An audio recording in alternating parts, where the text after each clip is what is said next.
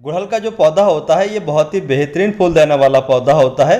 इस पौधे पर काफ़ी सारे रंगों के फूल खिलते हैं और देखने में काफ़ी खूबसूरत लगते हैं। हमारा जो ये छोटे से गमले में हिबिस्कस का पौधा लगा है, इस पौधे पर भी काफ़ी समय से इसी तरीके से काफ़ी खूबसूरत फूल खिल रहे हैं। इसके अलावा काफ़ी सारी कलियाँ भी अभी भी लगी हुई हैं।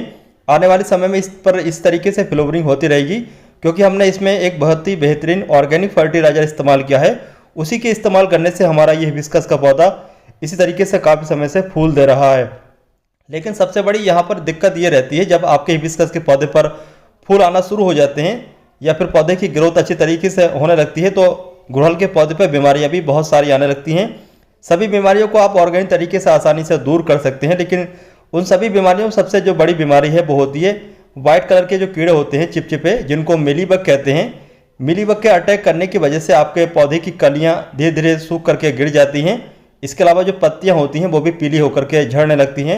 तो अगर आपके भी हिबिस्कस के पौधे पर या फिर किसी भी पौधे पर मिलीबग ने अटैक किया हुआ है और आप ट्रीटमेंट करते करते थक चुके हैं, तो आज की इस वीडियो को आप कंप्लीट देखें, क्योंकि आज की इस वीडियो में हम आपको जो ऑर्गेनिक इंसेक्टिसाइड बताएंगे उसके इस्तेमाल करने से आपके पौधे पर एक ही दिन में मिलीबग का सफाया हो जाएगा। इसके अलावा आज की इस वीडियो में हम आपको बताएंगे हमारे हिबिस्कस के पौधे पर कैसे ज़्यादा फूल आ सकते हैं।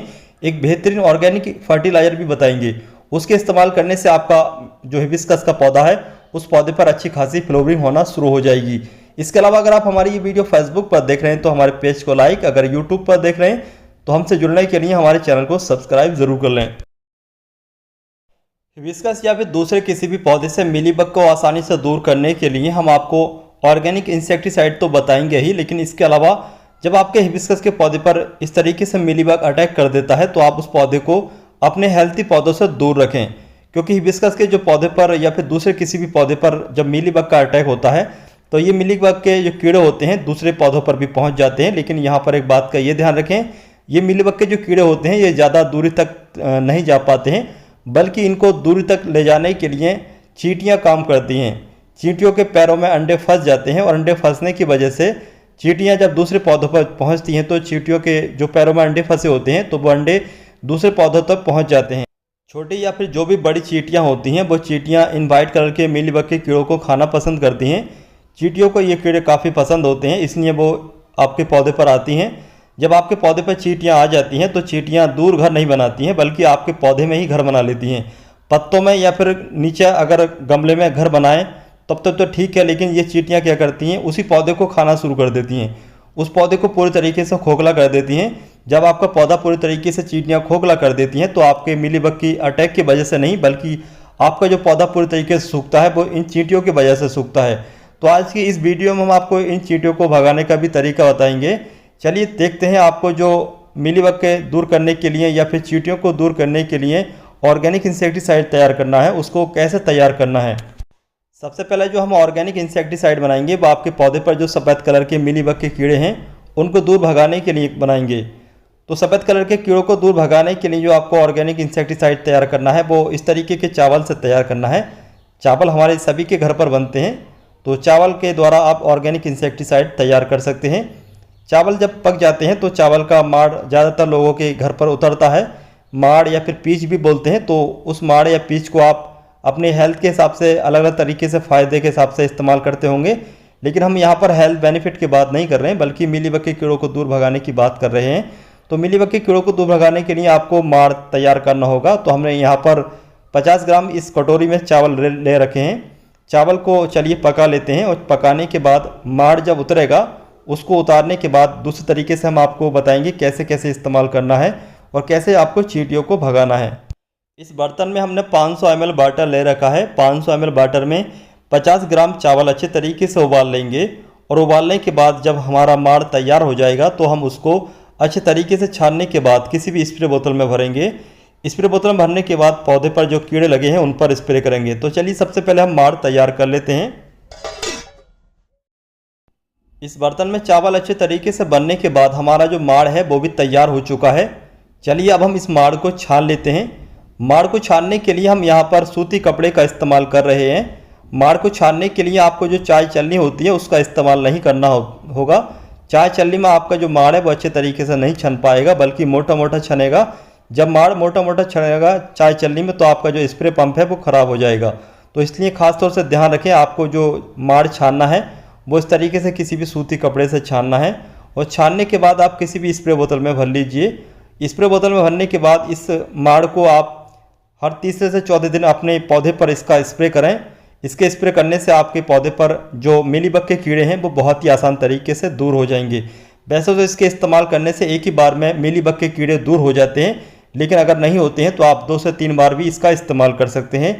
इसके अलावा यहाँ पर मैं आपको एक बात बताना चाहता हूँ, अगर आप इसको स्प्रे कर रहे हैं तो इसके स्प्रे करने से पहले आप अपने पौधे को अच्छी तरीके से तेज़ धार पानी से धो लें, जिससे कि आपके पौधे पर जो कीड़े हैं वो आसानी से साफ़ हो जाएं।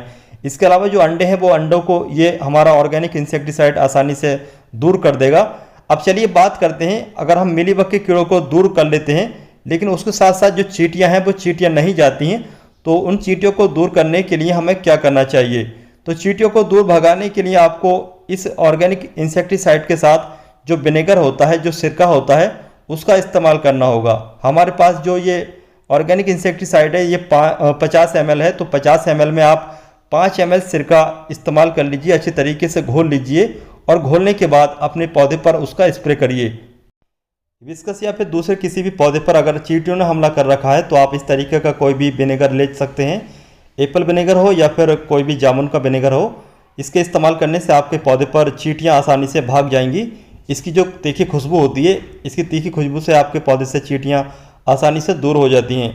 इसके अलावा अगर आपके पौधे पर इससे चींटियाँ नहीं जाती हैं तो आप दालचीनी का भी इस्तेमाल कर सकते हैं। वैसे तो इसके इस्तेमाल करने से एक ही बार में चींटियाँ चली जाती हैं। तो चलिए इसको हम 5 ml इस 50 ml जो हमारा ये ऑर्गेनिक इंसेक्टिसाइड है इसमें मिक्स कर लेते हैं।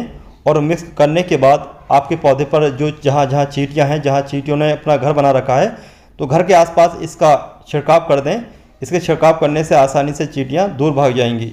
अब हम आपको दिखाएंगे इस ऑर्गेनिक इंसेक्टिसाइड का रिजल्ट।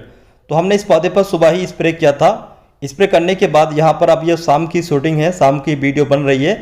शाम के समय आप देख सकते हैं हमारे इस पौधे पर कहीं भी कोई भी वाइट कलर का जो कीड़ा है उसने अटैक नहीं किया है, बल्कि जो अटैक किया हुआ था वो सारे के सारे हमारे ऑर्गेनिक इंसेक्टिसाइड के इस्तेमाल करने से अच्छे तरीके से साफ़ हो चुके हैं। तो इसका रिजल्ट आपने देखा, बहुत ही बेहतरीन रिजल्ट मिला। आप भी इसको अपने पौधे पर स्प्रे करें, इसका इस्तेमाल करें और अपने हिबिस्कस के पौधे या फिर किसी भी दूसरे पौधे से इस तरीके के सफ़ेद कीड़ों को आसानी से दूर कर सकते हैं। चलिए अब हम बात करेंगे, अगर आपके हिबिस्कस के पौधे पर फूल नहीं आते हैं तो आप अपने हिबिस्कस के पौधे से कैसे फूल ले सकते हैं। तो हमारा जो ये पौधा है ये पहला इस तरीके का नहीं था, बल्कि इस पौधे की ग्रोथ भी अच्छी नहीं थी, बल्कि इस पर कलियाँ भी नहीं आ रही थी। तो चलिए दिखाते हैं आपको ये पौधा पहले कैसा था। हमारा ये गुड़हल का पौधा पहले कुछ इस तरीके का था जैसे कि आप वीडियो में देख रहे हैं। फर्टिलाइज़र इस्तेमाल करने के बाद ही इस पौधे की ग्रोथ हुई, पौधा बिल्कुल ग्रीन और हेल्थी हो गया और काफ़ी सारी कलियाँ भी आ चुकी हैं।